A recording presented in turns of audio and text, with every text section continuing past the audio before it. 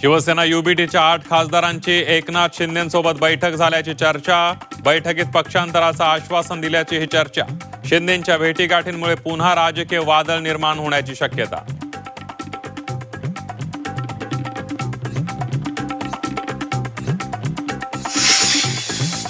ठाकरेंच्या खासदारांसोबत कुठलीही बैठक झाली नाही। भूकंप 2.0च्या चर्चेला स्वतः एकनाथ शिंदेंकडून पूर्णविराम।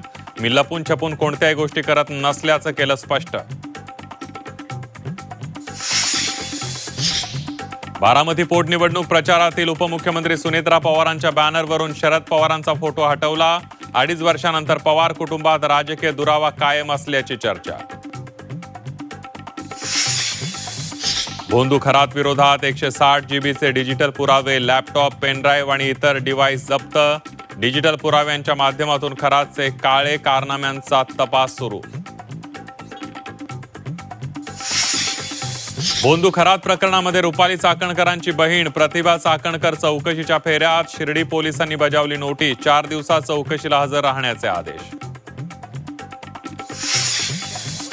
नाशिकमधील कंपनीत धर्मांतराचा मास्टर गेम उघड। लिपस्टिक लावणं सोडलं, हिंदू तरुणींसोबत जेवणही नाकारलं। नाशिक धर्मांतर प्रकरणाची हादरवणारी माहिती समोर।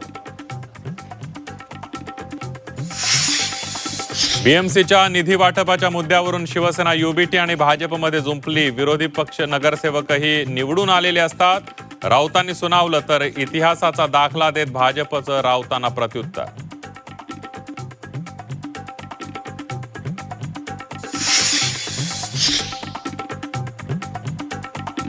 पैसे नसतील तर लाडकी बहीण योजना बंद करा। हायकोर्टाने राज्य सरकारला फटकारलं। पेन्शनसाठी पैसे नसतील तर लाडकी बहीण योजनेवर खर्च का करता? हायकोर्टाचा सरकारला सवाल। शालार्थ आयडी घोटाळ्यात आरोपींवर मकोका अंतर्गत कारवाईची तयारी। आरोपींच्या मालमत्तेचीही चौकशी सुरू।